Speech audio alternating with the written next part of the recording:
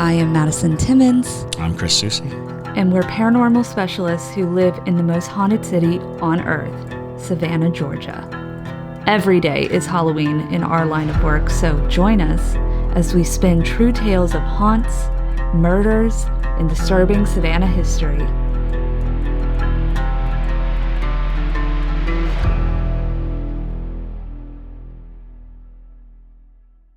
I'm Madison. I'm Chris. And welcome to the most haunted city on earth. Hello, and welcome back to... That's okay. Well played. Yes.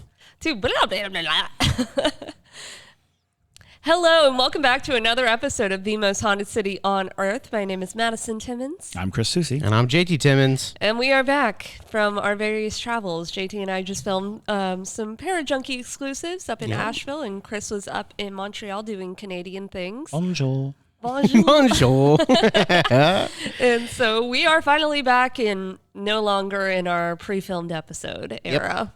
So, Yep. But that does mean we do have quite a few announcements. So, JT, do you want to go ahead and start that out? For sure. First, I would like to thank all the new Parajunkies who have joined the Parajunkie family. I would love to thank, let's see. I'm going to start back a couple weeks ago. I would love to thank George Gay, Eric Withers, Stephanie, Kate Wilkerson, Ricky Ticky, Tavi,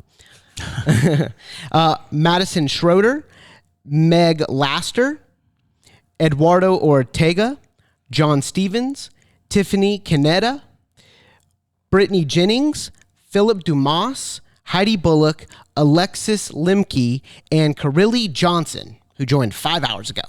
There you go. Oh, yeah. A lot of Parajunkies. We are growing this Parajunkie family, and absolutely for zero ads and much more, come on over, be a Parajunkie. And they also got lots of fun live streams while we were in Asheville. They got to watch a entity try to tell me to jump off a bridge. So that was fun. Alive. They got to see that. So, yeah, we did Helen's Bridge twice.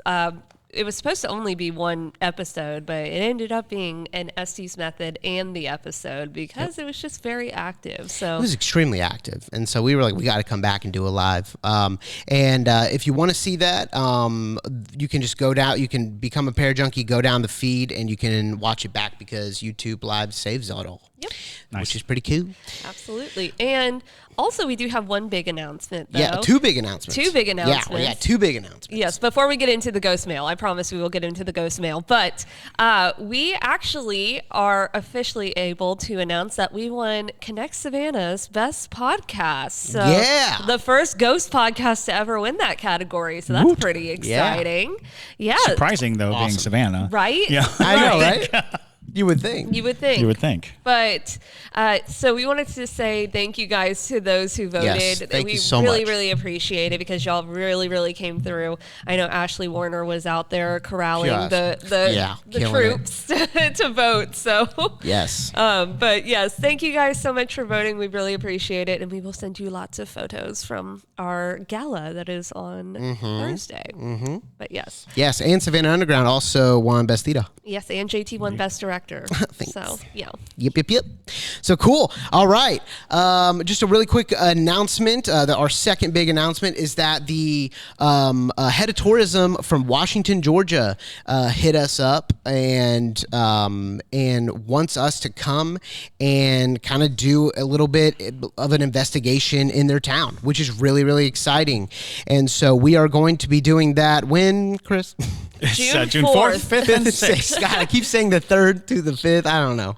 There's a chance. 4th and I'll have to double check, but I think I have done a ghost hunt in Washington. What? Interesting. In the hotel. No way. In that boy. hotel. So Wow. I'll have to do a little research, but I'm realizing I stayed in a hotel, and it was in a town in Georgia that I wasn't really overly familiar with. And it was like a grand old hotel, and in my hotel room, it had huge vaulted ceilings, really tall ceilings, and up in the corner of the ceiling on the wall was a door. Ooh. And it was like at least 12 feet to get to the door.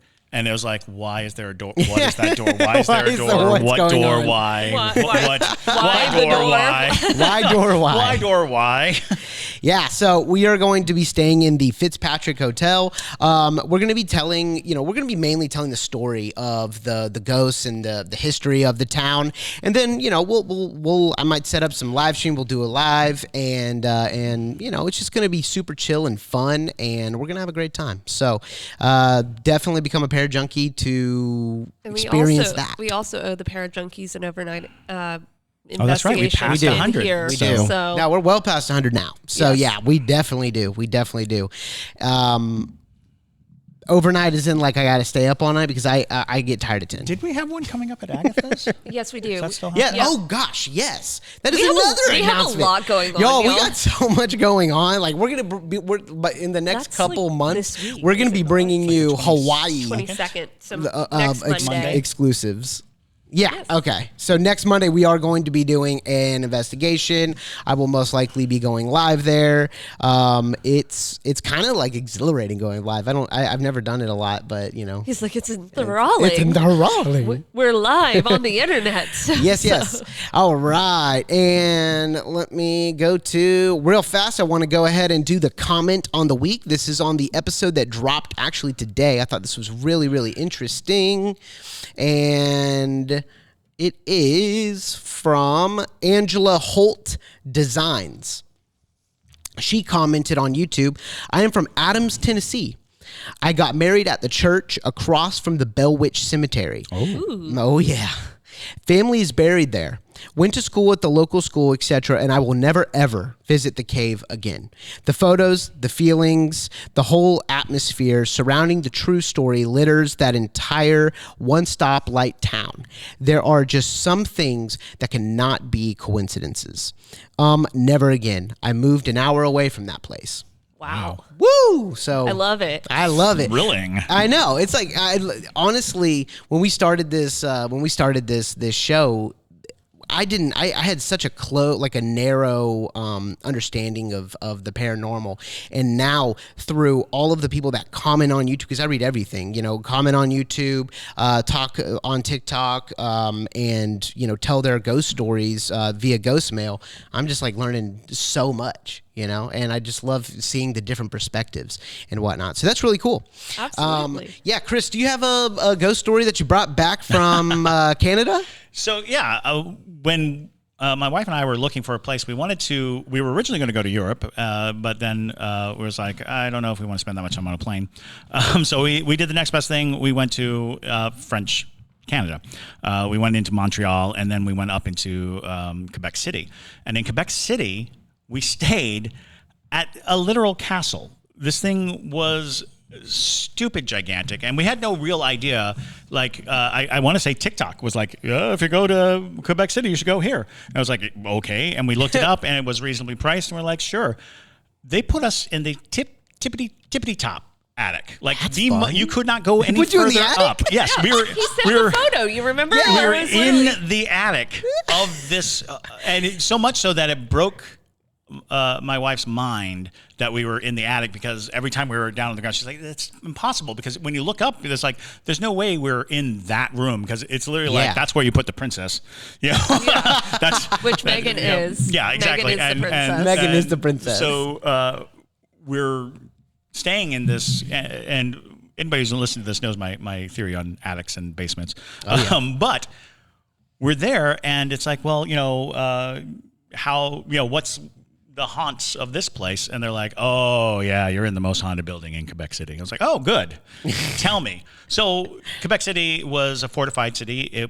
We're sitting right above the original grounds of the chateau, which that's the name of it, Chateau Frontenac. Frontenac was the name of the very first governor, Comte de Frontenac. So Comte de Frontenac was the governor there, and the story they tell, highly suspect this is not a true story, but, and I'll tell you why. But people see this kind of cavalier guy from the 1700s, the 17th century. From the 17th century, moving around with his big feather hat and his sword, and, he hangs out in the ballroom, but he really has full, reign over the entire 600-room castle. And people see him and they interact with him, and he seems like a charming enough fellow.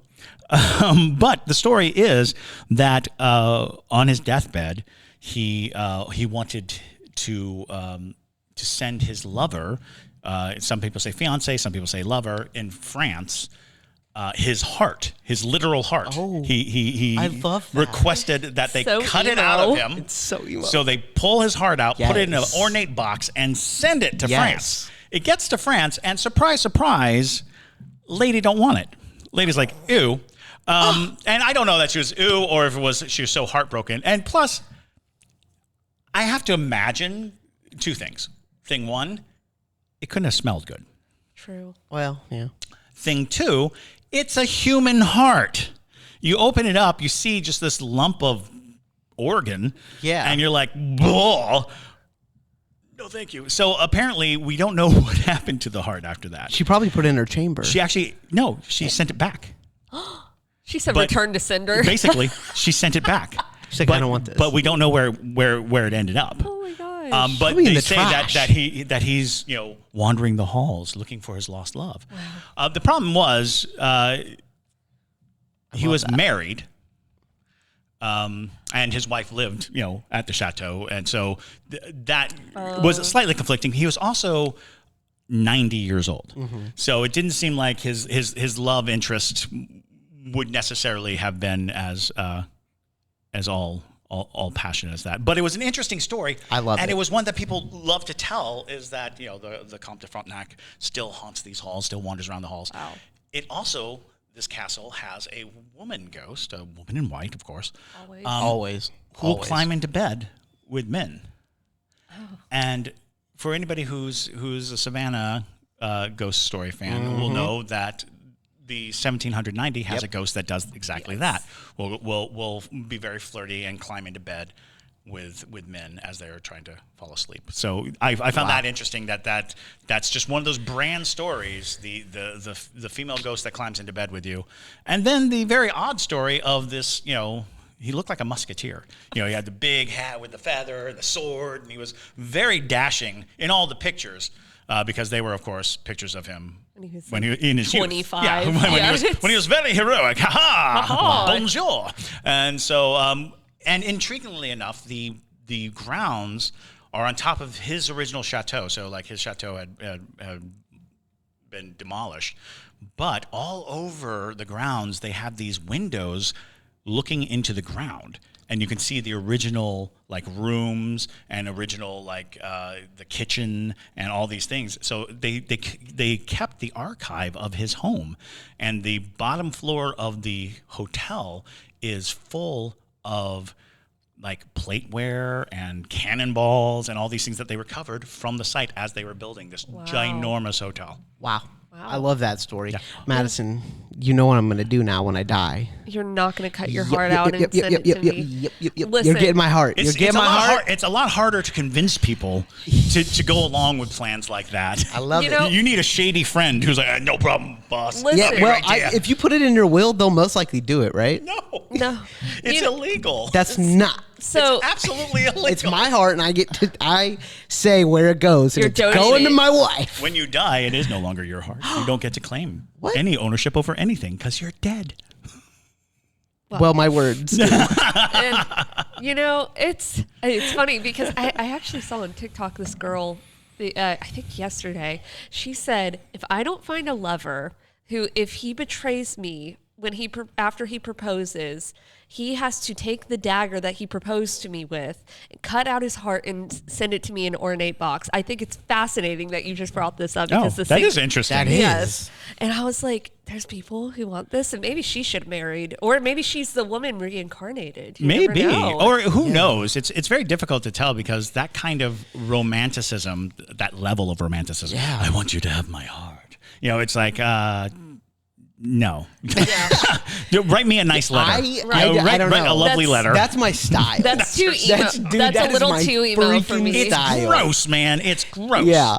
Well, if you haven't, smells terrible. Listen. If you are listening to this podcast right now, I want you to go on Amazon and I want you to buy Sarah Kane's Complete Works. If you enjoyed that story, you need to do that because she's my hero, and that's exactly her She's style. all about sending people body parts. Well, I mean, she would also be about by that. the time you're done, I want you to email Ghostmail and just tell me what you thought of A's monologue. That's all I want. All right, here we go. Oh, Jinkies. Jinkies is right. Indeed. Okay, here we go. All right, this is from Ryan Davis. Ryan, he says, alrighty, so this is going to be long, so I hope that it will be okay. This isn't just one story. This is every ghostly experience I've had from start to present time. Wow. And I will say, y'all, that he sent in 6 stories. And just to kind of like keep up with all the ghost mail, I'm going to be breaking those up throughout episodes. So I'm going to do the first 2. Okay? All right. Very short backstory because it will explain some points. I was raised by my grandmother. My mother was/is still in my life, but yeah. Oh, I'm from Fredericksburg, Virginia. Hint some of my experiences, haha. So here we go. Number 1, my earliest memory was, goodness, I don't even know how old I was, but I remember I was still in a crib or maybe a toddler type bed. I must have been maybe 2-ish. Anyways, I remember waking up. My door was open and I saw a figure at my doorway. Then it entered my room, and it had clothing on like a clown. Yeah. I mean, He's like, delightful. But the face was a man with no makeup on, but had the most evilish glare and smile. Then I started screaming and crying. My grandmother and mom ran in, picked me up, and cuddled me. I remember pointing at my door, saying, "Bad man." Years later, I must have been 10. I was going through my mom's wedding book. By the way, I've never met my real father nor saw a picture of him. He ran out on my mom before I was born. When I got to a picture of my mom and my father, I stopped. I remember that exact moment when I was 2-ish and realized that was the face of the clown. So I'm thinking this father. I asked my grandmother and mom if they remembered that, and they both said, "Yep, sure do." They said that I keep saying "bad man" and pointing at the door, and I was hysterical. What is that, and how could it be? I still think of that and how creepy it is. That's story number 1 of his. It's amazing. Well, the first question, frightening, I think, comes down to whether or not your father was dead at the point of that of that vision, because a person doesn't necessarily have to be dead to haunt a place. Especially a high traumatic experience or high traumatic emotional responsiveness to it. If he had passed, he very well could be straight up haunting. The clown outfit raises questions because a clown outfit, and I almost want to say that I don't even like diving into this notion, but I think there is a shape-changing spirit that its natural form. Well, I guess that's where it kind of comes into play. Right. It's a clown, but it can change its face. Yeah. Because that whole concept of changing your face is a very clownish thing. So I don't know where to steer you one way or the other, except to say, if you had seen the face in your early childhood before your memories were really solidified, it's possible that your mind was able to furnish a spirit with a face, one that caused trauma to your family. It may not have been the spirit of your father as much as it had been a parasitic entity rifling through your brain for a look that would elicit the right response. That's kind of where my brain goes, because, I mean, I know that you said that your dad left before, like, you could even remember anything, but it very well could have been. If your dad has that like creepy of a face, you know, it's Just stick out. it does stick with a person. I think that it wasn't his dad at all, and I think that demons are investors. I think that they are so malicious that they're like on the Ted Bundy maliciousness. And what I mean by that is like they go further than what the average person can even think of doing. And I think that potentially that was an investment. I think that was a moment where I'm like, this is gonna I'm like, the demon's like, this is going to burn itself into your mind, and years from now, I don't know when you're going to know that your dad, off, right. It's gonna pay off so good. And I think that's what that was. I think it was investing. Mm-hmm. Yeah, you know those demon scare stock exchanges. It's I don't know. That's what I think is interesting though. I think they're on that level of maliciousness that we aren't able to even. A lot of people, some people can obviously because they're horrible, but you know that we the can't average even, person, right? The average person right. like us, we're not going to be able to understand it. All right, here we go. Story number 2. Let me get a swig of water, wet my whistle. My mom and stepdad moved to a place that used to be a Confederate campsite right outside of Chancellorsville battlefield. I was about 6 years old. I was sleeping in my room and I was woken up suddenly by what I felt like something falling on the end of my bed. Then I literally felt like it was someone was just jumping on my bed. I did what probably all kids do, and I buried my head in the pillow and pulled my sheets over my head. It wouldn't stop, so I ran into my mom's bedroom and got in bed with her. I finally fell asleep. Then I woke up. I was a little confused because I thought my mom was still in bed with me because I was cuddling my mom. Then actually, I opened my eyes and my arm was suspended in the air, and there was an impression as someone was laying there.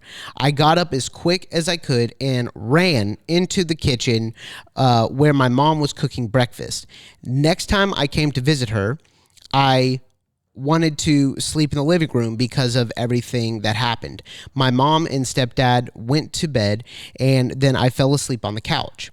It must have been midnight, and I was woken up by someone crying. I opened my eyes to a lady in white. Lady in a white gown. Yep. Why does this happen? The themes I swear. are starting already. Literally. Wow. Looked to be a vintage-looking wedding dress, sitting on the couch across from me crying, and a man standing next to her looked to be comforting this lady.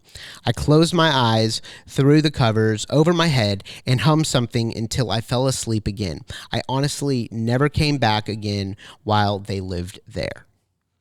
Wow. Yeah. Creepy stories. Very creepy. You know, the theme of the lady in white seems to be what we're going to Climbing into bed. Yeah, climbing into bed. Well, Unbelievable. It sounds almost like, gosh, it sounds a little bit like, not necessarily a residual haunting, but in that realm of, you know, you might have just been catching a moment. The witnessing. Yeah, what was seen definitely sounds like a residual haunting. Mm-hmm. What was felt and experienced definitely sounded like an intelligent haunt. Like right. it was definitely trying to achieve something specific. And this is odd, but and no offense to you, Ryan. Are we sure Ryan's a boy? Yes. Okay. Just making sure because he called himself a he. Oh yeah. Making sure. Only because I've heard this story a few times, but every time it had been a girl. Really? Mm-hmm. Interesting. Oh. The being in bed and cuddling with a parent figure, I've heard, I want to say at least 3 times. Wow. But it was always a girl who was telling me the story. Wow. Huh.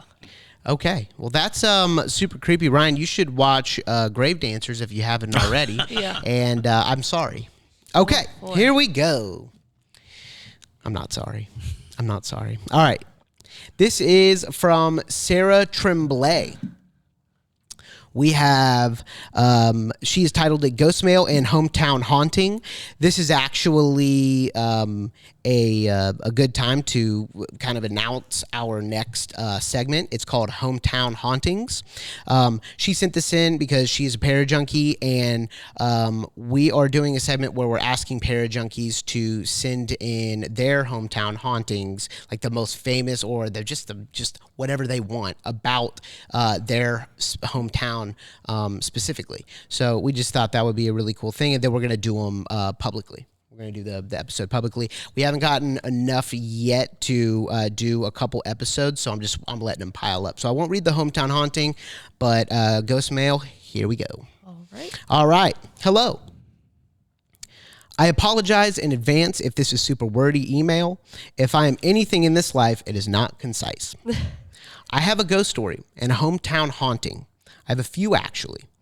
I have generational Salem, Massachusetts roots through my mom's side, straight from our ancestors, came over from Poland, and my mom has some downright crazy stories, including a pretty gnarly haunting of her ex-boyfriend's apartment that she still points out every time I drive with her into the city. So, wow. Yeah, man, we should have your mom on the podcast. Right? We could do that. All right. The first ghost story I want to share with you is the one that generally gives everyone I have told it to the heebie-jeebies and really upset my folks when I was a child. You'll understand why in a second, and yes, I do feel very badly about it now as an adult and have apologized for it because it's a trigger warning for infant loss. Oh, no. So, when I was a child, I had a recurring dream that stayed with me until I was in middle school and was gone by the time I entered high school. The dreams were almost identical. In them, I would be approached by a boy who was always a few years older than me. Often he'd be crying and repeating something along the lines of, "My sister, I've missed you. I've been wanting to meet you." I say almost identical because there would always be one very specific change. The boy who called me his sister would age up with me, always staying a few years older than me, like he was growing up with me.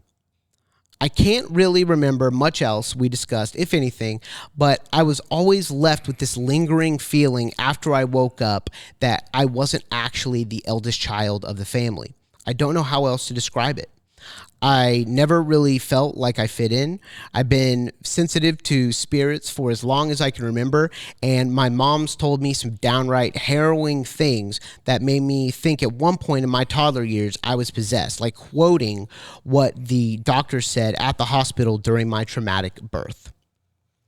I was a creepy kid. Ditto. Understood. But I always felt like the middle child, and it used to actually make me upset to be called the oldest by my family. I vividly remember at one point in my childhood asking my mother, point blank, insert cringe here, "Where is my older brother?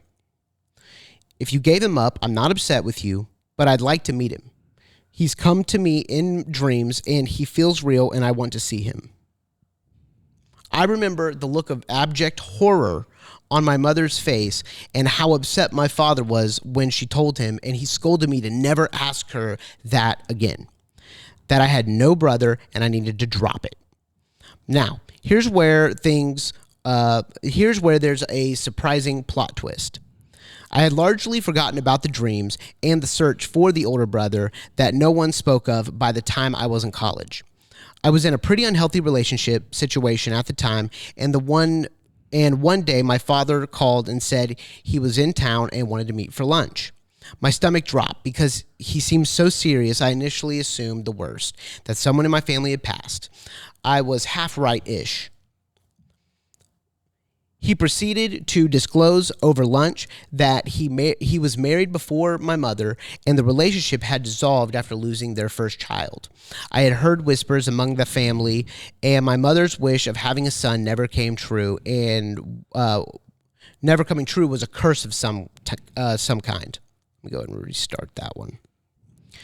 I had heard whispers among the family that my father's wish of having a son never coming true was a curse of some kind. Catholic family doesn't believe in divorce. I'm guessing it's a source of such belief. And suddenly, all the memories of my recurring dreams came rushing back. He never confirmed the gender of the child lost, but I had this sick feeling in my stomach that it was the brother that came to see me in my dreams, that in a sense grew up beside me, either because I believed in him so fiercely he got stuck, and he wanted so badly to have lived, and he stayed. Maybe because of my traumatic birth and almost dying. He was waiting around to help me cross to the other side, but I survived and he got stuck. Perhaps I no longer see him because he's finally let go and moved on. I'm not really sure. But have you ever heard of something like this happening? A deceased half-sibling reaching out to the family they never had. I'd be interested to know if I'm not the only one and what your thoughts are on this. I've also had dreams that become very intense deja vu moments or outright come true. And I've had other experiences with deceased family, in particular my maternal grandfather, who I believe is one of my guardian spirits. So maybe this is just how my personal sensitivity developed from childhood until now. I truly have no idea. I just kind of roll with the experiences. It adds a little spice to my life in the if I don't laugh, I'll cry kind of way, LOL. Sure.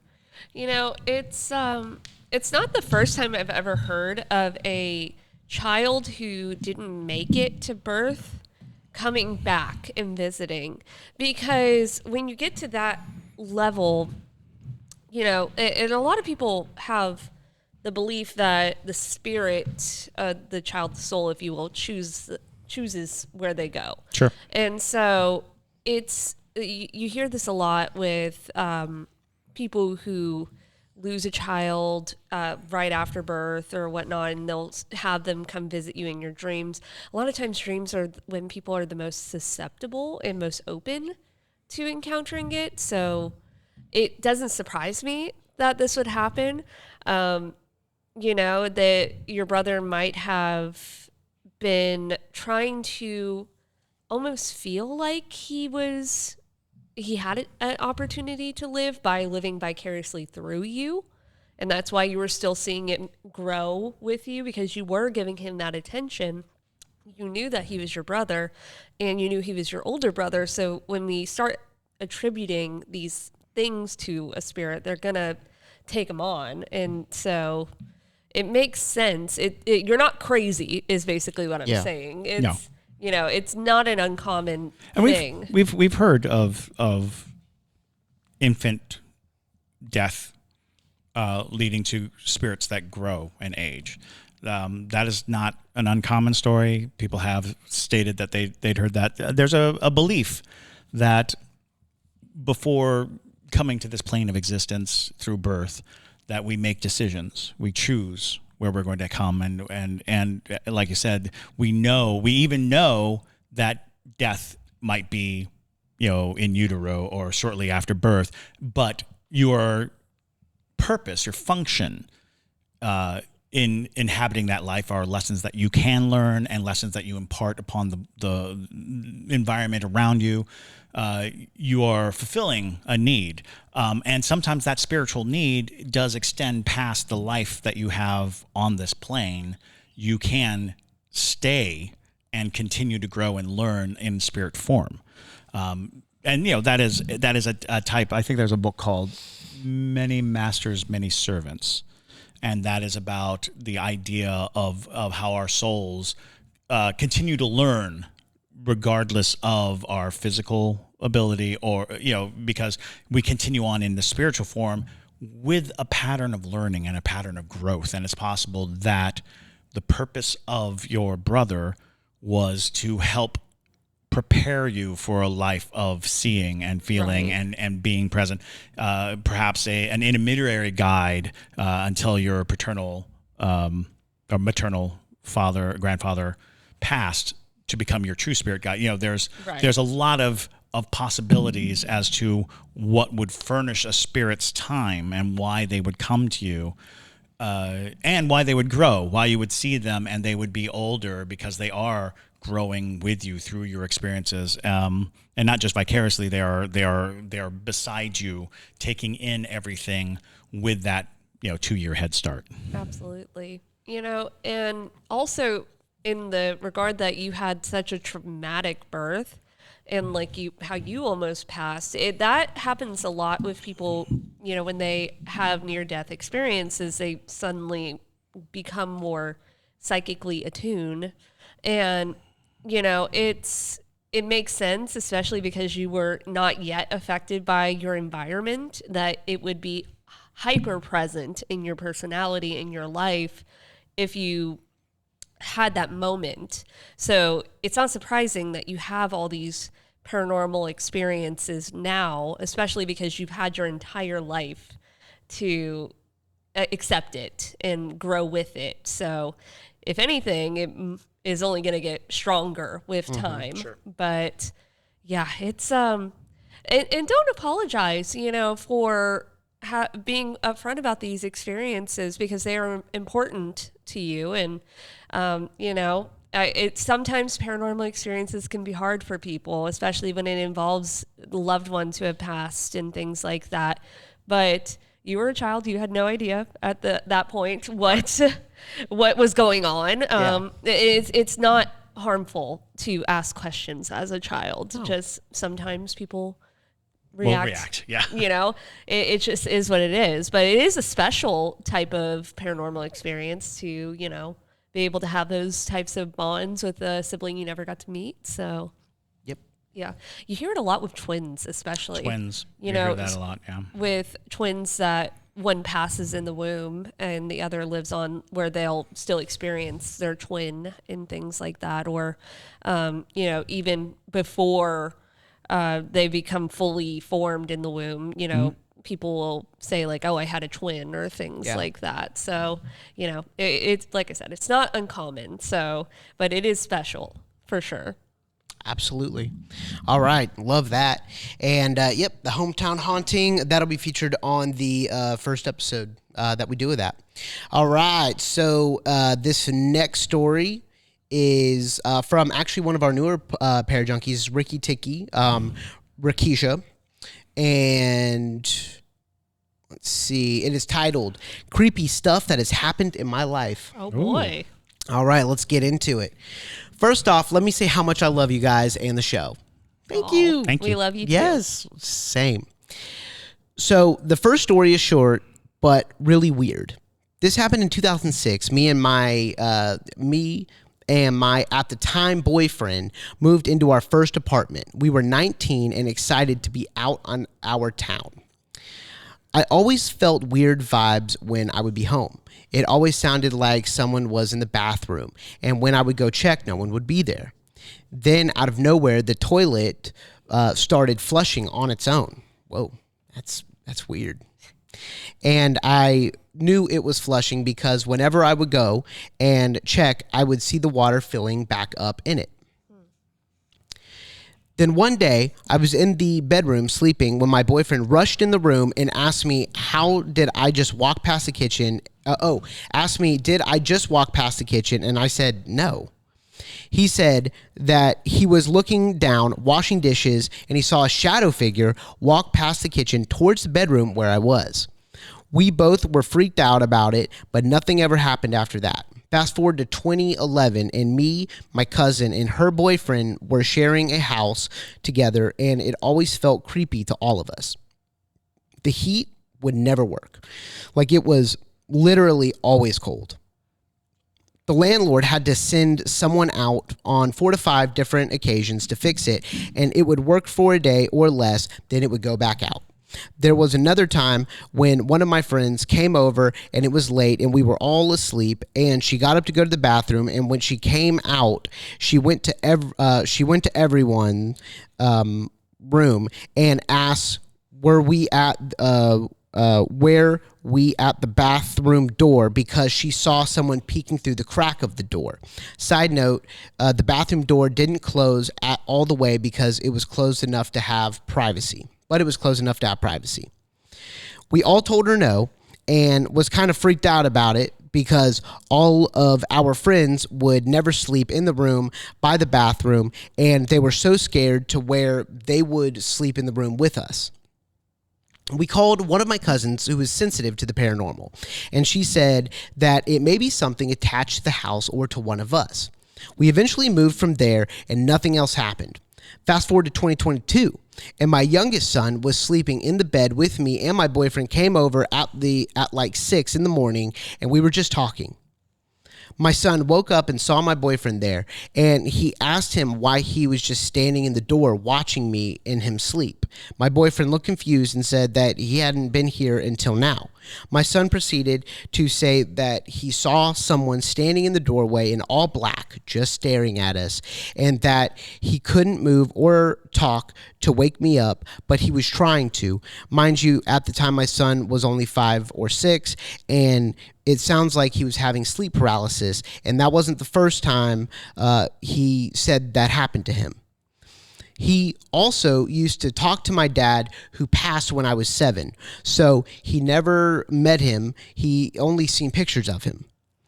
This was when he was like 2 to 3, and he would be talking in a dark room. And when we asked who he was talking to, he would say, "Papa." What does any of this mean? I've had a few other instances where I would feel or hear something or someone in the room with me at night, but when I looked, I never saw anything. Sorry for the long email, but I finally have somewhere where I can talk about it without sounding crazy, LOL. Sure. No, you definitely don't sound crazy. No. You definitely don't sound crazy. And I actually love this because to me, for a kid, I've never heard of a kid having sleep paralysis. Yeah. So to me, whenever I talk to people about hags, and all of that, they're like, they might mention sleep paralysis, but they're like, I don't see the hag. I just have sleep paralysis. And this just proves, because it's from the mouth of babes, that this kid saw the hag. I mean, an adult could be lying. Kids don't lie like that. Yeah. So, and especially something that specific. The thing about like seeing a figure under sleep paralysis is that you are subject to the interpretation of what's around you, because a lot of people will suggest that that seeing a figure is a part of the panic setting in, a type of paranoia that gets set off in your mind that allows you to make shapes, to make things, to basically be in a waking dream-like state. But either way, what it sounds like is it Ricky? Yep, Ricky Tiki. Seems like a sort of a nexus point. It's likely that you, and then by extension anyone who is around you, is going to have these events and these experiences, and it's not terribly abnormal, but it seems to be a question of a heightened sensitivity on your part, and then a series of locations that had some juju to them, right? And when you combine those things, it can, and of course, hereditary, it will pass, to your children. So it's interesting because there's almost a textbook sensation to it. Yes. Which is that you are resonating at a level that allows spirits to have more presence, more ability to show themselves. Because if it was just in one location, you could say that location has a very strong spirit, but the fact that it seems to follow you around, suggests that it's probably you just have an amplifying effect on supernatural energy around you, and it allows family members or people close to you to also witness and see it because you're amplifying. Right. I was thinking the same thing, but also I completely agree about the hereditary thing. I mean, you said that you have a cousin, I believe is what they said, was who was spiritually inclined and things like that. So clearly it runs in your family in a way. So it just, you all might have different types of abilities. Right. Especially since your child is having encounters, which isn't uncommon for children to have paranormal encounters. So maybe as he gets older, you'll see how those develop. But, it makes sense that it would be you just naturally attract the spirits, or because it doesn't sound like anything super overtly negative. No. It's just they're just being a little rambunctious around you, which can happen. Although, for fear of evoking his name, it definitely sounded like a Hat Man scenario. Oh yeah, I thought the that watching too. from the door frame. The concept of watching from the door frame. It's such a very peculiar and like eerie sensation, Right. but that we've found it attributable many times to the entity identified as Hat Man. So it's one of those things where it's like he saw somebody all in black, in an entire shadow, standing outside the door, watching, and that is a fascinating thing because even your boyfriend saw a shadow figure pass through the door, across the door frame, headed towards the bedroom, still staying on the outskirts, on the thresholds, the outer thresholds of any doorway. Which plays into a lot of different superstitions, by the way. There's a lot of people who believe that actual archways and doorways keep you protected. Right. Keep spirits can't actually cross that threshold without invitation or connection. So interesting. I'm very interested in the stories, but I do think that it sounds like you're just resonating. Absolutely. I think I'm voting for Hag instead of Hat Man. Well, because she even said it felt like he was undergoing sleep paralysis. oh well, yeah. I mean, But Hat Man is actually a part of sleep paralysis too. What? Yeah. What? Yes. yeah. Hat Man sides hag. So the difference between a hag and like the processes is that the hag approaches you. Yeah, attacks. It climbs on you. A lot of people will feel the pressure on their chests. Yeah. And being pushed into the bed. Whereas the figure in the corner that doesn't move, or the figure outside the door, and I'm not saying that that's Hat Man, I'm saying that that's a watcher versus a doer. Right. A hag is interactive, whereas a watcher seems to exclusively watch for whatever reason. And I almost think that in hag sleep paralysis, it's oftentimes the figure first, then the notice that they can't move. Right. Versus noticing you can't move and then looking and seeing a figure. It's I feel something on me and I can't move. Exactly. Yeah. Hags are tricky creatures. And now, granted, hags can be generational as well. So, Absolutely. It's not impossible. Yeah. That it could be something like that. But Sure. yeah, I think I'm a little bit more inclined that it might be an entity in the realm of the Hat Man. Yeah, I call them watchers. The reason why I said Hat Man was just because that's something that we've talked about For a lot. simplicity's sake, yeah. For simplicity's sake. But I think there are watchers. Watchers being spirits that are oftentimes either outside your house, like looking through the window, outside the threshold of a door, looking through the doorway. And they generally cannot approach. And I don't know why. I have no answer to that. I just know that there are certain entities that seem to be confined to the other side of the threshold. Absolutely. Well, thank you guys so much for sending in your ghost mail. I hope you enjoyed today's episode. If you have a ghost story that you want to send us, go ahead and send it to ghostmail@hauntedcitypodcast.com. Also, if you have questions, you can utilize our Q&A button on TikTok for our Q&A segment. But if you don't have TikTok, that's totally fine. You can send it over at Ghostmail as well. Just put questions in the subject line. But with that, my name is Madison Timmons. I'm Chris Susi. And stay spooky, y'all.